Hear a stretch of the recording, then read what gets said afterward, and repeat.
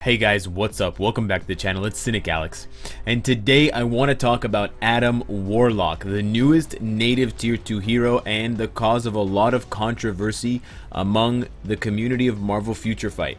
The big question on everyone's mind, aside from how expensive Adam Warlock is and if we'll ever see another character like him, is whether or not he's even worth the investment in the first place. So I wanted to cover it kind of like a review, but kind of in addition to a review, a criticism of the character, but also with some optimism for how the character was designed, how he was built, and his overall power level. So right out of the gate, I want to get it out of the way. I do not think at this point in time that Adam Warlock is worth the 500 crystals that you spend to get him. It's initially 6,600, but then you have two quests to rank him up to level 50, or level him up to level 50 and then level 60, and that will give you an additional 330 and 770 crystals. So that's how you get back 1,100 crystals. After that point, you get him at 3 stars, and then you need to use black antimatter and chaos norn stones and a lot of gold to get him up, and a lot of bios to max him out. So he's not quite the cost of Thanos. His original cost is 8,800, but then you have to minus some. I believe you still end up spending about 7,000 black antimatter and then something like 1,800 chaos norn stones, or 2,000. I haven't done the exact math, but it's in between a full native tier 2 Thanos, Dormammu, Odin type cost and the regular kind of tier 1 native tier 2 Quicksilver, Corvus Glaive, and something like that. And I think that his cost in terms of the black antimatter and chaos nornstone cost more accurately reflects his power level than his crystal cost, because for the number of crystals that you spend, definitely people expect Adam Warlock to be as powerful, if not more powerful, than Thanos, Dormammu, Doctor Strange, Jean Grey even, but that's definitely not the case. He's stronger than the likes of Corvus, Black Dwarf, Supergiant, those Black Orders, but he's definitely below the power level of Jean Grey, Thanos, Dormammu. I would even say he's below the power level of characters like Quicksilver and Scarlet Witch. He's probably more closely comparable to Cable, whereas Cable really dominates Extreme Alliance battle and that PvE content. Cable struggles in any kind of PvP setting. Adam Warlock seems to be a bit more well inclined to PvP, not as dominant as Cable, and then also he kind of just struggles a lot in PvE content, and he can't score as much as Cable. But he kind of sits somewhere in the middle, but more towards the lower half of the kind of native tier 2 ladder. That's where I would put him. But there are some things that I like about this character. He's not overpowered. I think that that's the most important thing to mention. Having played with him, I never feel like I'm taking over and my opponent has no chance of winning. He does have a lot of iframes. He's got iframes on 1, 2, he's got a brief iframe on 3, and he's got an iframe on 5. So a lot of his skills are iframes. They just don't do any damage. There's very low damage to his skills, which is kind of the balance of a character with a lot of iframes. He can avoid damage, but then he also takes a really long time to kill. It took me almost 2 minutes to kill Infinity Thanos with Adam Warlock, with most of his gear set up and a leadership. It took him like a minute to clear Apocalypse with a damage leadership in front of him. In the form of Ironheart. So he's definitely not someone that's going to be able to one-shot or kill someone in 5 seconds, but he does have a lot of iframes. I also do enjoy his skills in general. I think that the animations are cool. Space Boulders is a pretty lame name for a skill, but otherwise he has some pretty interesting effects, and he brings some new effects into the game. For example, he has this space piercing effect that it triggers the chance to get immunity when he gets hit. So it doesn't guarantee his immunity, but it would give him immunity when he got hit with a certain skill. It still allows him to be debuffed, but it's an interesting take and a fresh take on the kind of classic 5 seconds of immunity skill that we've seen on so many characters like Elsa and Black Bolt and others.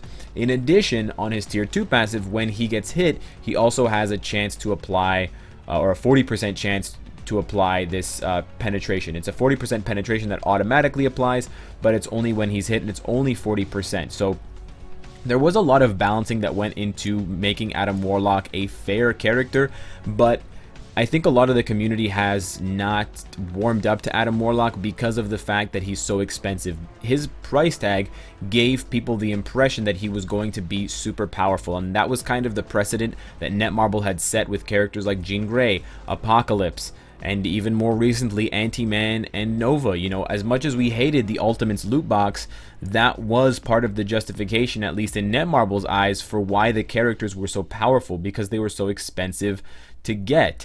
Now the way that we got them was obviously wrong, and we had to start, you know, to fight that. But Adam Warlock stands kind of in stark contrast to Nova and Ant-Man. He's not overpowered, but yet he still costs a lot, but it's a fixed amount. And before all of the changes to the loot box, you could have actually spent 6,000 crystals and not gotten Nova or Ant-Man even at tier 1. So once you start to take those things into consideration, and if you ignore some of the heavier hitters like Quicksilver and like Jean Grey, Adam Warlock quickly rises close to the top of the heap. In addition, Adam Warlock has some kind of hidden value and talents that we've never seen before. He has a time freeze immunity effect on his hero detail page, which is something that wasn't mentioned by Netmarble in the character details for the patch notes, but it basically makes Adam Warlock a really easy counter to Doctor Strange. You don't even need to use Wasp's leadership or Malekith because he's straight up immune on his own, so he'll never be time frozen. He's also has a massive energy defense leadership, so I'm pretty sure one-on-one Adam Warlock takes Doctor Strange every single time, and even if he fails the first time, he revives. In addition, I like the creativity that Netmarble has shown with some of Adam Warlock's skills. Cosmic Master has a bind, but it also lets you move Adam Warlock around while the skill is channeling. I think that's a really novel way of doing a channeling skill, and I much prefer this one to the stationary channeling that we've come to see from Nova, Ant-Man, Blue Marvel, Thanos, and a whole bunch of other characters. I'm kind of tired of the stationary channeling, Netmarble. Another thing that I really like is Quantum Storm, how it changes the camera angle of his 5th skill. I like this one a lot because it shows that there's still a lot of room to grow for Netmarble, both artistically but also visually speaking in fights. It is kind of boring after years of playing to only see the same camera angle for all of your characters, always looking at the back of the character's head, so to speak. It would be really cool to see them explore this idea more, maybe even go back to existing characters and change some of their skills animations so you can see it from a different angle. I think that would be fantastic. For example, some of Wolverine's skills, I would love to see that head on the way that you see Adam Warlock's. It also bodes well for future characters. I would love to see a skill where Deadpool, fingers crossed, looks into the camera and kind of looks at the player who's controlling him during one, if not more than one, of his skills. So I do like a lot of the kind of core elements of Adam Warlock's character. He's not overpowered. He's got some new ways of skill animations and skill effects, which I think are good for the game and kind of show that Netmarble is trying to build. But I do think that he is overpriced for his value right now in the game. He doesn't have enough worth to be worth 6,600 crystals, even with the refund. I think at 6,600 crystals, he should have come pre-unlocked at 6 stars or at 5 stars. Anything less than that is kind of a ripoff. The only thing I have to say about Adam Warlock's future value is in the fact that Magus is obviously still a big question mark. He most definitely can get a uniform, which could be coming anywhere from now, you know, till a year from now, and that uniform could totally transform the character. I mean, the uniform could fix a couple of his skills, amp up his damage by 40 or 50%, and suddenly he is the #1 meta character. He's got Pierce, he revives, he's got tons of iframes, he's got the energy leadership. He would just dominate the game if he could deal damage on the level of Jean Grey and on the level of someone like Cable or Ant-Man. He would be an absolute force in the game right now, especially with some of his skills having such a low cooldown, 5 seconds, 7 seconds, 7 seconds. It would just be no questions asked. But really right now, it's the damage in his skills that's holding him back from competing at that level. So I wanted to detail for you guys. I did build him quite, you know, robustly, almost 20,000 energy attack, almost 30,000 HP. I think in general for characters that don't dominate and don't succeed a lot in the PvE content, it's better to build them defensively, unless you're building someone specifically for something like a Shadowland speedrun, especially when they revive, like Corvus or Dormammu. Build them defensively. I opted to give my Adam Warlock HP because of the fact that he revives, so I'm getting more value out of each revive that he happens to do, especially in something like Conquest, where he can revive 2 or 3 times per fight. If the first team that he faces actually loses, he can, end up reviving multiple times on top of his first revive.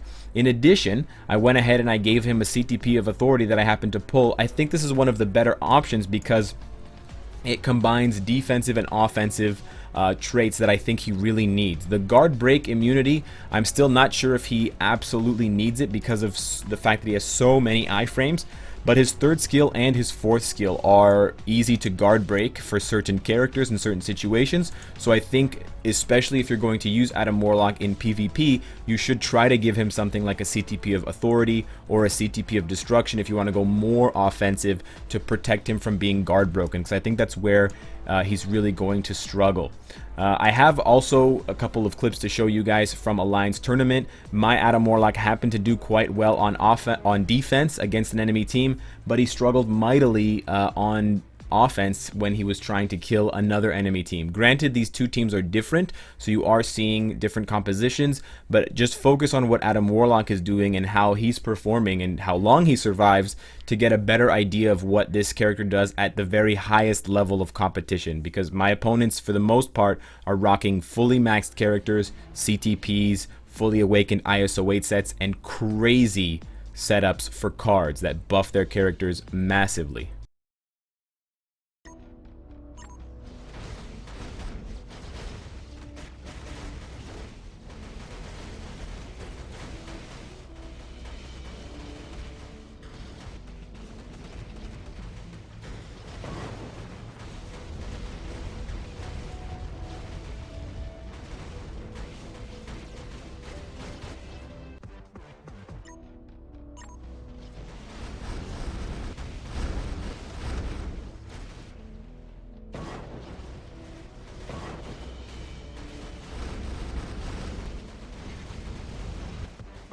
So let me know what you guys think of Adam Warlock, and if you've unlocked him and ranked him up, how you feel about the character. If you've noticed some of the quirks with a few of his skills, namely his 5th skill or his 3rd skill or his 4th skill, and how some of the strange interactions cause him to, for example, reflect damage onto himself. What do you think Netmarble is planning for Adam Warlock? Are they going to buff him? Are they going to give him a uniform? Subscribe if you enjoy the content and you want to support me. And of course, if you like what you see, I hope to see you again tomorrow. Take care.